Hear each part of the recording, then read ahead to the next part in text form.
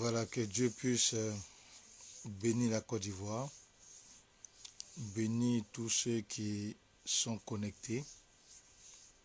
Et nous voulons encore une fois de plus vous permettre d'écouter l'hymne national. Et puis nous allons pouvoir démarrer notre direct de ce soir, qui est un direct très important, un message important à la nation.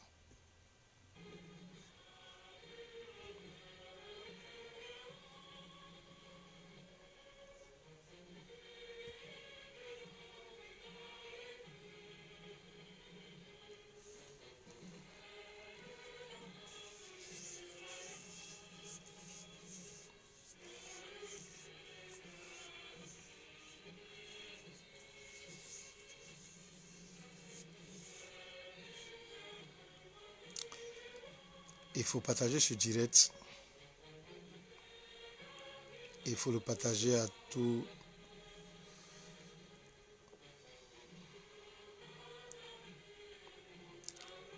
Nous allons parler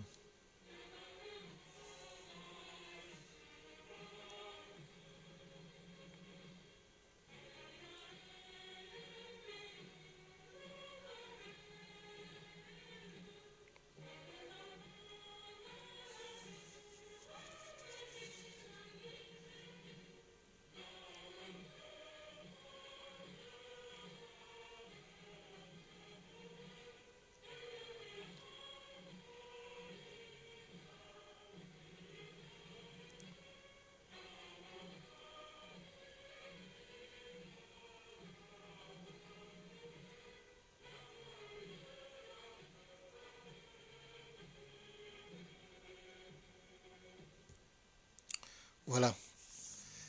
Dieu bénisse la Côte d'Ivoire. Dieu bénisse les habitants de la Côte d'Ivoire. Dieu bénisse tous les chrétiens. Dieu bénisse les musulmans. Dieu bénisse tous ceux qui habitent la Côte d'Ivoire. Soyez richement bénis. Et c'est un direct qui ne sera pas du tout long. Et raison pour laquelle nous voulons que vous puissiez taguer certaines personnes, que vous puissiez partager ce direct afin que cela puisse toucher là où il faut toucher la cible là où il faut toucher.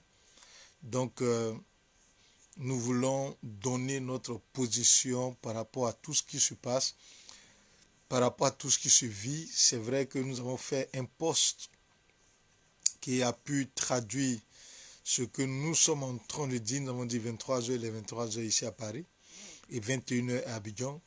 Donc, nous voulons que vous puissiez vous connecter massivement afin que le message puisse être porté haut et fort et que les partages puissent se faire. Donc, nous vous invitons à partager, oui, à partager dans les différents groupes, voilà, afin que le message puisse atteindre la cible, voilà, qu'il faut, voilà. Donc, nous vous invitons à partager, voilà, partager. Nous vous invitons à partager, voilà. Voilà, pasteur Madame Dumandé, sois bénie, grande femme devant l'Éternel. Voilà, sois richement bénie. J'ai vu aussi Sandrine Braga connectée. Je vois mon fils Atessé Kaban connecté. Sois béni. Voilà. Sois richement béni. Donc nous voulons vous emmener à partager. Il faut partager. Excusez-moi, je règle certains éléments et puis voilà. Donc, voilà. Il est important d'écouter ce message et de le partager. Voilà. Parce que ce soir, nous allons parler, donner notre position en tant que ministre de Dieu. Parce que trop, c'est trop. Parce qu'on ne va pas continuer toujours d'être coupable par notre silence. Non, on ne va pas continuer. Et il arrive des moments où il est important de pouvoir donner sa position en tant que leader. Voilà. il est important parce que souvent les gens se disent, mais l'Église ne doit pas se mêler à la politique. Mais qu'est-ce que la politique? Qu'est-ce que la politique? Et pourquoi est-ce que l'Église ne doit pas se mêler à la politique? Donc il est important que c'est des choses que nous devons en parler. Et ce soir, nous allons en parler. Parce que notre pays, la Côte d'Ivoire, est en train de traverser une étape très importante de son histoire. Et nous ne devons pas être coupables devant l'histoire. Je vais saluer mon frère, le prophète Assémian, depuis les États-Unis. Sois béni pour le soutien. Donc l'Église ne doit pas être coupable de l'histoire. Je vous demande de mettre des cœurs parce que à un moment donné, la vidéo sera signalée. Donc mettez des cœurs pour ne pas que la vidéo puisse être signalée. Voilà. Donc l'Église ne doit pas être coupable devant l'histoire de la Côte d'Ivoire. Non.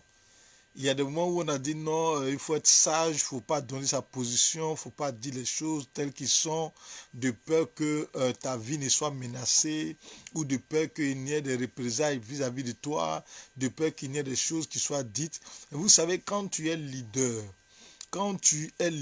et que tu as porté, oui, un leadership du point de vue national, à un moment donné, il est important que tu donnes ta position et ton point de vue. C'est tout à fait important. Regardez, il y a une chose que j'ai vue et j'ai constatée. Les musulmans ont donné leur position par rapport à la situation. Les catholiques ont donné leur position par rapport à la situation. Et les évangéliques, jusqu'à là, il y a certains pasteurs, certains prophètes qui donnent leur point de vue de gauche à droite, mais il n'y a pas encore une position ferme, collégiale de la part de l'église évangélique sur la situation et ce qui se passe à Abidjan. Et nous voulons saluer tous les pasteurs, les prophètes qui, de part et d'autre, certains donnent leur position vis-à-vis de ce qui est en train de se passer. Mais il est important qu'il y ait un communiqué collégial qui puisse donner la position réelle de l'Église évangélique. Sans faux fuyant, sans peur. Oui, c'est de ça qu'il s'agit. Nous allons commencer à décortiquer l'actualité depuis un certain temps parce que je devais faire ce direct depuis le jeudi dernier et compte tenu de certaines situations, indépendant de notre volonté, on n'a pas pu le faire. Donc c'est pour ça qu'aujourd'hui nous le faisons. Je vais saluer mon fils Charles Zaye qui vient de se connecter. Sois béni depuis Paris. Nous voulons donner notre position claire. Je veux ici dire et interpeller plusieurs personnalités qui sont en train de, qui sont connectées, qui nous écoutent, qui nous suivent, et nous allons interpeller les uns les autres par rapport à l'attitude des uns les autres. Vous savez, dans un des langages africains, il est dit quand on t'envoie, il faut savoir t'envoyer. Quand on t'envoie, il faut savoir t'envoyer. Monsieur le ministre Adjoumani, lorsqu'on vous envoie, il faut que vous puissiez savoir vous envoyer. L'acte que vous avez posé au sein de l'Église catholique à la cathédrale Saint-Paul d'Abidjan, c'est un acte qui est condamnable. Ça n'engage que moi. Ma position, ça n'engage que moi.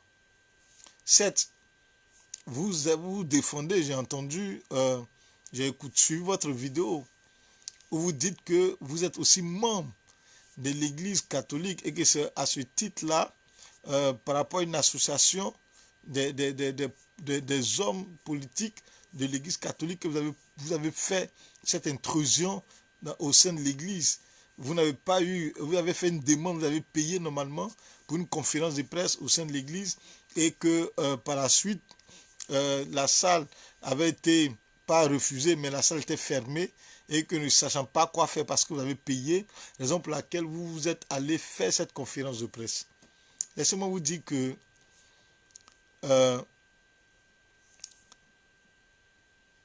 quel que soit le lieu, dès l'instant où il est dit lieu de culte, dès l'instant où il est dit un lieu où nous parlons de Jésus-Christ de Nazareth, et c'est pour cela qu'aujourd'hui, je fais fort de faire ce direct en vous interpellant, monsieur le ministre Adjoumani.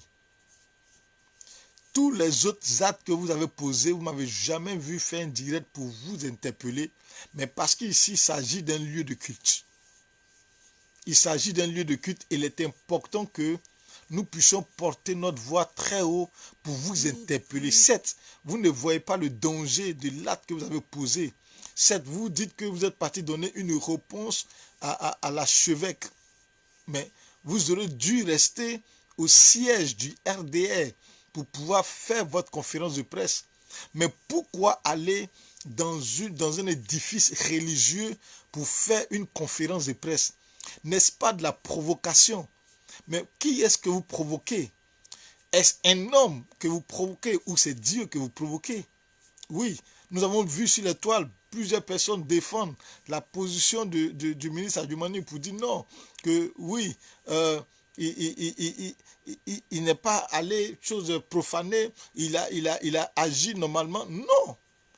Et ça pouvait être une église évangélique, comme j'ai dit sur mon poste. Ça pouvait être une église évangélique.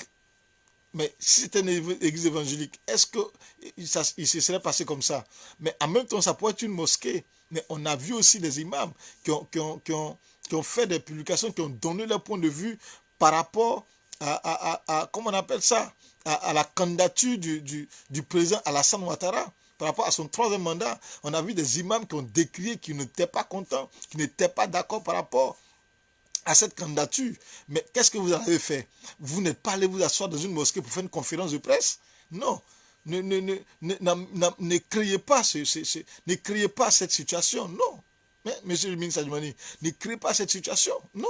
Vous n'êtes pas allé dans une mosquée pour faire une conférence de presse pour dire non, que vous n'étiez pas d'accord avec tel imam. Vous n'étiez pas d'accord avec tel imam. Non, vous n'avez pas fait. Non. Mais parce qu'un évêque a parlé, vous vous levez et vous allez dans un lieu de culte, un lieu de prière où on invoque Jésus, où on invoque Dieu. Mais il pouvait avoir tout autre endroit pour faire votre conférence de presse. Moi, je ne viens pas ici me prononcer pour dire parce que l'évêque a dit le président Alassane n'est pas apte à faire un troisième mandat, qui n'est pas qualifié à faire un troisième mandat. Moi, je ne suis pas dans cette logique, dans cette politique, même si je ne suis pas d'accord avec le troisième mandat, c'est mon point de vue personnel. Je trouve et je me dis, et après 2 années, deux mandats, je dis, moi, mon point de vue, la classe politique de tout ce qui est président Alassane, de tout ce qui est président Bédié, de tout ce qui est président Gbagbo, pour moi c'est une classe de vieillesse qui doivent se mettre carrément de côté et céder l'opportunité à la jeunesse de s'exprimer. Pour moi c'est ça. Ça c'est mon point de vue personnel. Pour moi, il ne s'agit pas ni d'Alassane, mais il s'agit seulement d'Alassane, de Bédié et de Gbagbo. Toute cette catégorie de vieillesse-là, pour moi, doit se mettre de côté et puis céder la place à la jeune génération, à du sang nouveau, à un sang neuf, afin de conduire la destinée de la Côte d'Ivoire. Mais aujourd'hui, là où j'interpelle aujourd'hui le ministre Adjumani, c'est le fait que vous vous êtes levé pour aller dans un lieu de prière, dans un lieu de culte. Et moi, en tant que serviteur de Dieu, je ne peux cautionner cela. Le lieu de culte n'était pas le lieu indiqué pour votre conférence de presse. Ce n'était pas le lieu indiqué pour votre conférence de presse. Non, ça n'engage que moi. Ce n'était pas le lieu indiqué pour votre conférence de presse. Les amis, mettez les cœurs parce que la vidéo, on signale la vidéo. On signale la vidéo, mettez les cœurs, mettez assez de cœurs, parce qu'ils sont en train de signaler la vidéo. Non, c'était pas le lieu indiqué. C'était pas le lieu indiqué pour faire votre conférence de presse. C'était pas le lieu indiqué pour faire votre conférence de presse. Non. Non, c'était pas le lieu indiqué. Mettez les cœurs, la vidéo est en train de signaler, mettez les cœurs. La vidéo est en train de signaler. Et partagez. Partagez, mettez les cœurs, partagez cette vidéo pour que plusieurs puissent l'entendre. Parce que ce soir, j'ai dit, je veux m'exprimer, je veux parler. Voilà. Hein? Le ministre Adjumani, nous n'allons pas rentrer dans la considération de votre personnalité. Ça n'engage que vous. Voilà. Ça n'engage que vous. Qui vous êtes, ça n'engage que vous. Mais je veux dire que allez dans ce lieu de culte, et aller forcer l'entrée de ce lieu et faire une déclaration sous prétexte que vous êtes porte-parole d'un parti politique, je dis vous avez fait fort. Je dis vous avez fait fort. Vous avez fait fort, monsieur le ministre. Vous avez fait fort, monsieur le ministre. Et si nous nous taisons en tant que responsable ecclésiastique, en tant que leader d'opinion spirituelle, en tant que président d'une frange de la population qui est la jeunesse, si nous nous taisons face à cette dérive qui rime à une désobéissance spirituelle, à un manque de respect des défis religieux, du sacré. Oui, si nous nous taisons face à cette manière de se conduire, de manière immorale, de manière irrespectueuse des choses du sacré, si nous nous taisons face à cela, nous nous serons coupables de beaucoup de situations. Non, nous ne pouvons pas nous taire. Moi, je ne peux pas me taire. Je ne peux pas me taire. Monsieur le ministre Adjoumani, vous avez fait fort. Et ce que je viens ici vous demander de faire, c'est que vous puissiez, oui, faire une déclaration publique pour demander pardon, oui, à l'archevêque d'abord et ensuite aux chrétiens dans son grand ensemble. Parce que vous avez deux poids, deux mesures. Non, nous l'avons dit.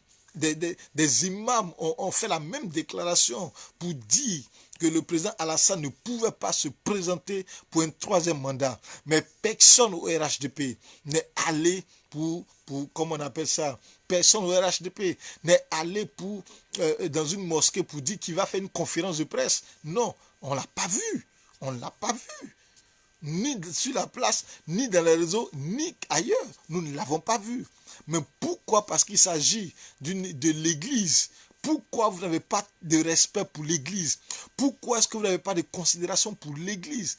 Pourquoi est-ce que vous n'avez aucune considération, vous les hommes politiques, pour l'Église? Pourquoi est-ce que vous n'avez aucune considération pour les choses du sacré? Pourquoi? Pourquoi vous n'avez aucune considération pour les choses du sacré? Pourquoi vous n'avez aucune considération?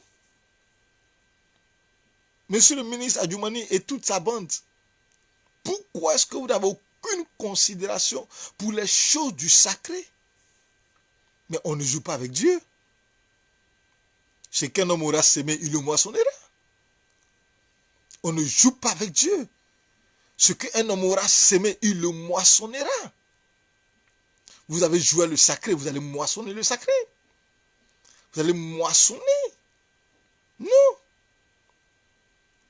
Dans votre intérêt personnel, vous devez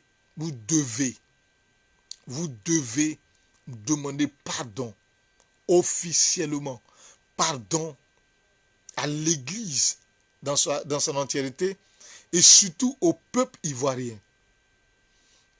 Parce que certainement vous le savez, mais ce que vous ignorez, c'est que l'Église catholique n'est pas une propriété de la Côte d'Ivoire. L'Église catholique et tous les édifices qui y sont une propriété du Vatican. Qu'est-ce que vous voulez crier? Une crise institutionnelle? En plus de la crise préélectorale que déjà la Côte d'Ivoire s'apprête à vivre, ou bien la Côte d'Ivoire est en train de vivre, voudrons-nous encore créer une crise institutionnelle? Monsieur Adjoumani, qu'est-ce que vous recherchez? Non, je vous indexe parce que là, vous avez fait fort. Quand vous suivez toutes mes vidéos, je n'ai jamais prononcé le nom d'une autorité dans mes vidéos. Mais pour ce soir, j'indexe parce que l'acte est trop fort. L'acte est trop fort. Et il est important que chaque homme de Dieu, chaque évêque, que chacun monte au créneau là où il peut pour dénoncer cet acte-là. Ce n'est pas un acte à encourager. Ce n'est pas un acte à encourager. Et pour la question du troisième mandat, si je dois donner mon opinion personnelle à moi, je me dis que ce soit le président Lassane, que ce soit le président Bédié, que ce soit le président Gbagbo, pour moi tout cela au garage. Tout cela est au garage parce qu'aujourd'hui, la Côte d'Ivoire a besoin d'un sang neuf. La Côte d'Ivoire a besoin d'un sang neuf. S'il le dit, va m'entraîner des situations où s'il le dit, va m'entraîner, mais ça m'importe peu, au moins je lui dis la vérité. Au moins je ne serai pas coupable avec mon silence. Non, je ne serai pas coupable avec mon silence. Regardez combien de fois ces trois personnalités ont endeuillé les Ivoiriens. Combien de fois ces trois personnalités ont endeuillé la Côte d'Ivoire. Mais trop, ça n'est de trop. Nous allons encore regarder, sans rien dire, sans prendre de résolution, sans poser des actes. Nous allons encore regarder ces mêmes personnalités détruire encore la Côte d'Ivoire. Non. Non. C'est la jeunesse qui meurt. C'est les femmes qui meurent. C'est les hommes qui meurent. Regardez à Bonois, ce qui s'est passé à Bonois. Regardez à Bonois ce qui s'est passé. Des quartiers brûlés. Des quartiers brûlés. Regardez ce qui s'est passé à Bonois. Regardez ce qui s'est passé à Bonois. C'est grave. On n'est pas fatigué de voir le sang versé. On n'est pas fatigué de voir le sang versé. On n'est pas fatigué de voir le sang versé. Il est important qu'à un moment donné, chacun donne sa position. Donner sa position ne veut pas dire que nous sommes en train de faire de la politique. Et puis d'ailleurs, qu'est-ce qu'on appelle faire de la politique? Qu'est-ce qu'on appelle faire de la politique? Je donne ma position. Président Lassane, le troisième mandat n'est pas bon pour toi. Président Bédié, retire ta candidature. Président Gbagbo, retire ta candidature et céder la place à la jeune génération. S'il le dit, c'est de vous offenser ou de vous insulter. Excusez-moi, mais je ne vais point retirer mes propos. Je ne vais point retirer mes propos. À un moment donné, il faut bien que le peuple s'exprime. À un moment donné, il faut bien qu'on puisse vous dire ce qu'il en est. Si vous n'avez aucune compassion pour le peuple ivoirien, si vous n'avez aucune compassion pour la Côte d'Ivoire, il est important qu'on vous dise quel sacrifice il en est de trop. Non. Que ce soit le président Bédié, tu as été déjà président de la Côte d'Ivoire. Même si tu as subi un coup d'État. Président Gbagbo, tu as été déjà président de la Côte d'Ivoire pendant près de 10 ans. Président Lassane, tu as été président de la Côte d'Ivoire pendant près de 10 ans. Qu'est-ce que vous recherchez encore? Quelle est cette soif qui ne se guérit pas? Quelle est cette soif qui ne s'apaise pas? Qu'est-ce que vous recherchez? Qu'est-ce que vous recherchez? Mettez des cœurs, s'il vous plaît. On me signale la vidéo, mettez des cœurs. On me signale la vidéo, mettez des cœurs. Mettez des cœurs. Quelle est cette soif qui ne s'apaise pas? Quelle est cette envie égoïste? Quelle est cette envie égoïste que nous avons? Que vous avez? Quelle est cette envie égoïste que vous avez? Pensez à la Côte d'Ivoire. Pensez à la Côte d'Ivoire. Pensez à la Côte d'Ivoire. Parmi vous, personne ne pense au peuple. Personne ne pense au sacrifice du peuple. Personne ne pense. Mais quel est ce sacrifice que vous ne pouvez pas faire?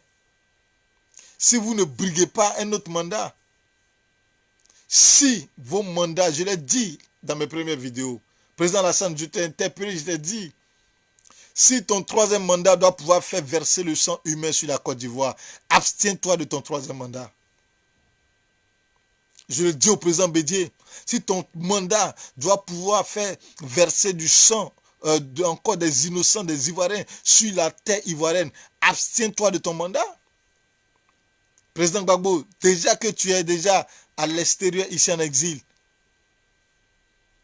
mais si ton mandat doit pouvoir faire verser encore le sang sur la Côte d'Ivoire, abstenez-vous.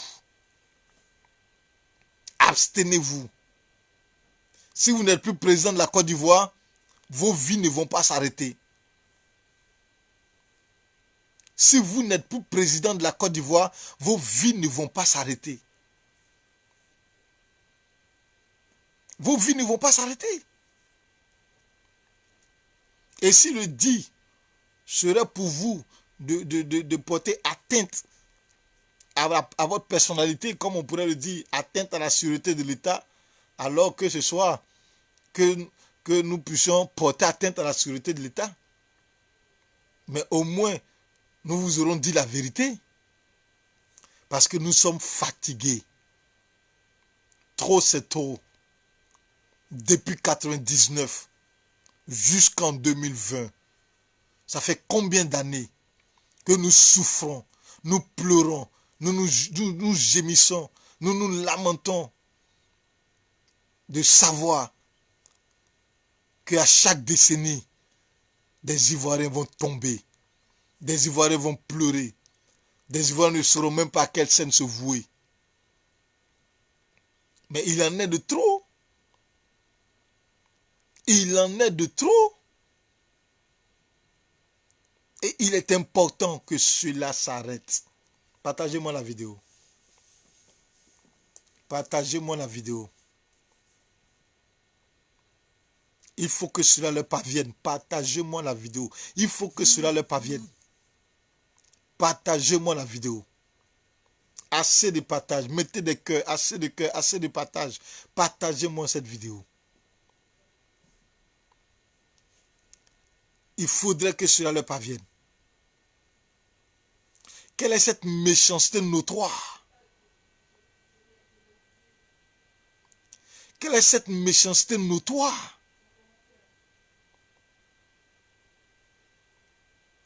Quelle est cette méchanceté notoire?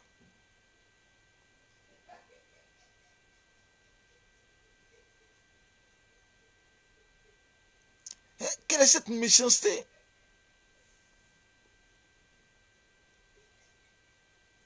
Hein?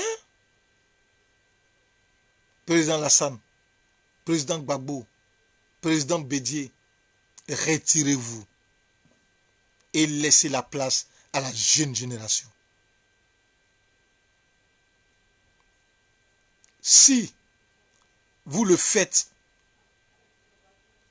et que votre sacrifice peut sauver la Côte d'Ivoire, tout le peuple vous sera reconnaissant.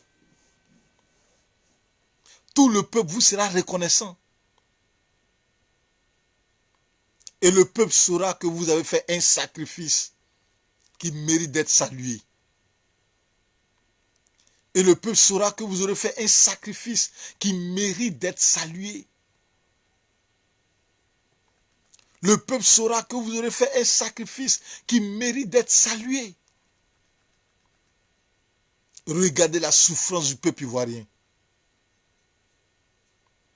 Regardez la souffrance du peuple ivoirien.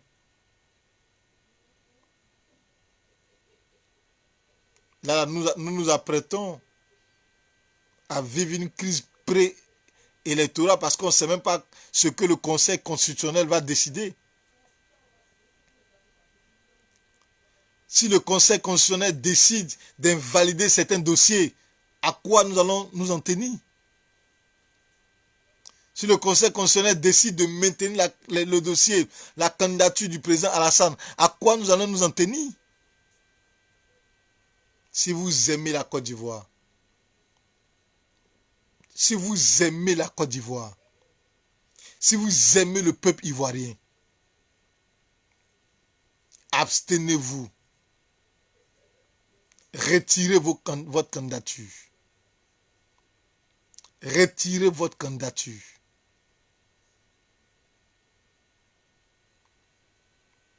C'était le message que je tenais à porter. C'était ma part de vérité dans cette situation que je vis. Et je vais terminer pour dire à M. Adjoumani, vous avez très mal agi. Vous avez très mal agi. Demandez pardon officiellement à l'Église catholique. Demandez pardon officiellement à toute l'Église dans son grand ensemble. Et demandez pardon au corps, au peuple, à tout l'ensemble. Que Dieu bénisse la Côte d'Ivoire. Que Dieu veille sur la Côte d'Ivoire. Que Dieu garde la Côte d'Ivoire. Que Dieu veille sur nos autorités. Que Dieu veille sur le président Lassane. Que Dieu veille sur le président Gbagbo. Que Dieu veille sur le président Bédié. Que Dieu veille sur tout le peuple ivoirien. Et que Dieu veille sur toute la nation ivoirienne. Je vous remercie.